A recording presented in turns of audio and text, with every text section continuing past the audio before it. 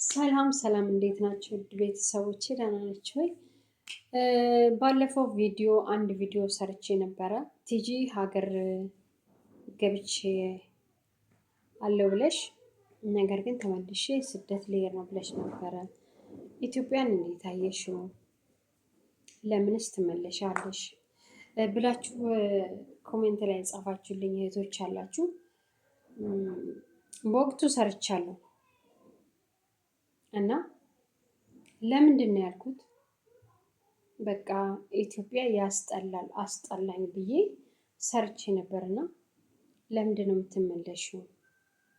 ቆይ ስለ ኢትዮጵያ እስኪ ስለ ሀገራችን እኔ ወደ ሀገር መግባት ፈልጋለሁ እና ስለ ሀገራችን እስኪ ያለው ሁኔታ ንገሪኝ ያላችሁ እህቶች ያላችሁ እና ምንድን ነው እውነት ለመናገር ሀገር ደስ ይላል፣ ሀገር መግባት ደስ ይላል።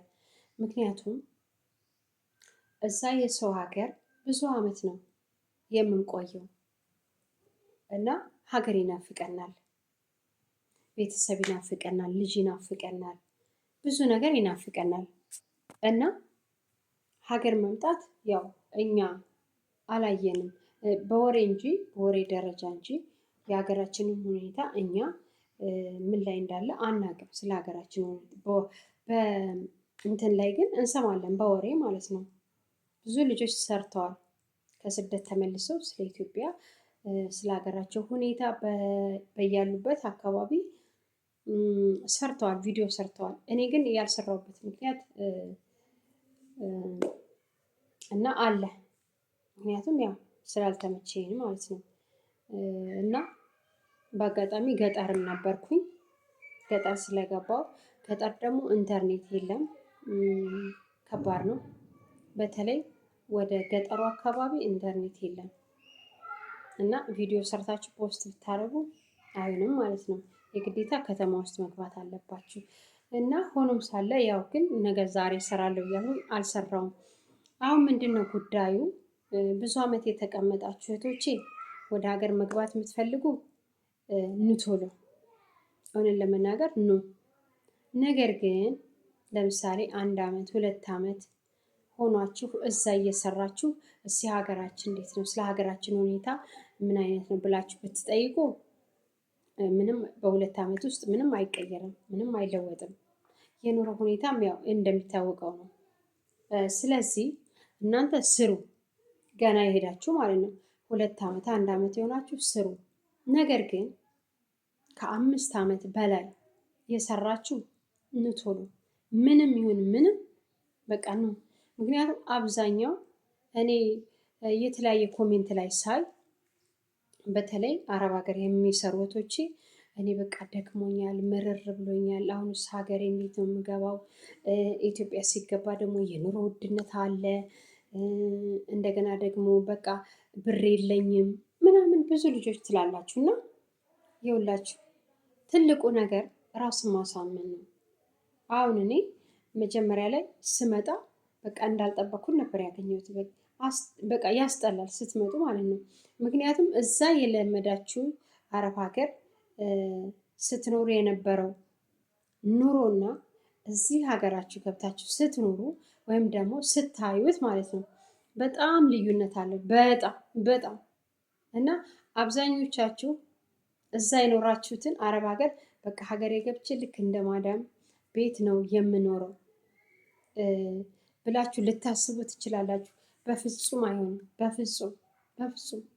ኢትዮጵያ ሀገራችን እራሷን የቻለች የራሳችን ማንነታችን ሀገራችን ልክ እንደ ማንነታችን ነው መኖር የምንችለው እንጂ እንደ ሰው ሀገር፣ እንደ ሰው ባህል፣ እንደ ሰው አኗኗር አይደለም የምንኖረው።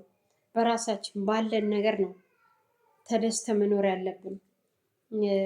ብር ራሱ ቢኖራችሁ እንኳን መኖር አትችሉም። ምክንያቱም አካባቢ አለ፣ ማህበራዊ ህይወት አለ። ከማህበራዊ ህይወት አፈንግጣችሁ መውጣት አትችሉም። በእርግጥ በራሳችሁ ቤት የራሳችሁ ቤት ካላችሁ በራሳችሁ ቤት እንደፈለጋችሁ መኖር ትችላላችሁ። ነገር ግን በቃ ከሀገራችን አኗኗር ውጪ የሆነ ያልተለመደ ለየት ያለ ህይወት እኖራለሁ ማለት አይቻልም። ሀገራችንን መምሰል ያለባችሁ ስትመጡ እዚህ ኢትዮጵያን በቃ ኢትዮጵያ ነው የሚመስሉት። ወደዳችሁም ጠላችሁም ማለት ነው። ግዴታ ያስገድዳችኋል። እና ይሄንን ቪዲዮ የምሰራው ረጅም ዓመት የኖሩ ስለ ሀገራቸው ምንም አይነት ግንዛቤ የሌላቸው ምክንያቱም መጥተው የማያውቁ በወሬ እንጂ እንደዚህ መጥተው ያላዩ ሀገራቸውን ለነሱ እምለው ንቶሎ ለመሰላቸው የሰው ሀገር በኖራችሁ ቁጥር እዛ ትለማመዱና እዚህ ስትመጡ ምንም ደስተኛ አትሆኑም። በቃ ለምን ሀሳባችሁ እዛ ነው የሚሄደው። በቃ እንዲህ ነበር፣ እዛ እኮ እንዲህ ነበር፣ እንዲህ እኮ ነበረ፣ አቤት በቃ ምቾቱ ነው የሚታያቸው አይደል? እዚህ ሀገር ግን ስትመጡ ይላችሁ መጀመሪያ ራሳችሁን ከዛ ስትመጡ ማሳመን አለባችሁ። ሀገሬ ሲሄድ ልክ እንደ ኢትዮጵያ አኗኗር ነው የምኖረው ማለት አለባችሁ። እንደ ሀገሬ ነው የምኖረው ብላችሁ ራሳችሁን ማሳመን አለባችሁ። ነገር ግን አሁን ለምሳሌ ሁሉም ነገር አለ። በእርግጥ ሆነን ለመናገር ሁሉም አለ። አረብ ሀገር ያለው ሀገራችን ላይ ሁሉም ነገር አለ። እናንተ ብቻ ራሳችሁን ማሳመን ነው። ቢኖርም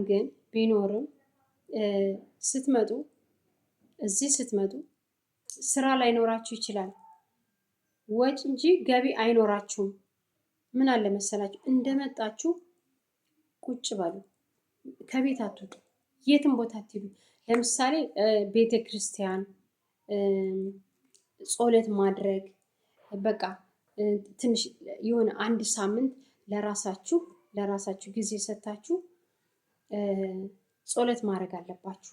የትም ሳትሄዱ የትም የፈለገ ዘመድ ከሌን ሳልጠይቅ ብላችሁ ልክ እንደመጣችሁ አትውጡ። እውነት ለመናገር አትውጡ። እሺ፣ ከዛ ሰከን በሉ፣ ወደ ራሳችሁ አዳምጡ። ከዛ በኋላ ቀስ በቀስ በአንዴ አትለምዱትም። በተለይ የቆያችሁ ማለት ነው የቆያችሁ እዚህ ኢትዮጵያ ስትገቡ ብዙ አትውጡ።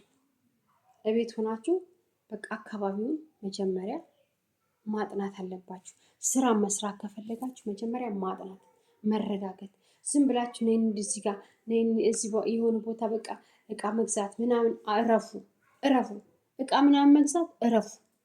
ምንም እንዳትገዙ እንደመጣችሁ ማለት ነው። ከዛ ደግሞ እቃ ይዛችሁ የምትመጡ ልጆች አላችሁ። ይሄ ሹካ፣ ማንኪያ፣ ሳህን ምናምን በፈጠራችሁ ይዛችሁ አትምጡ።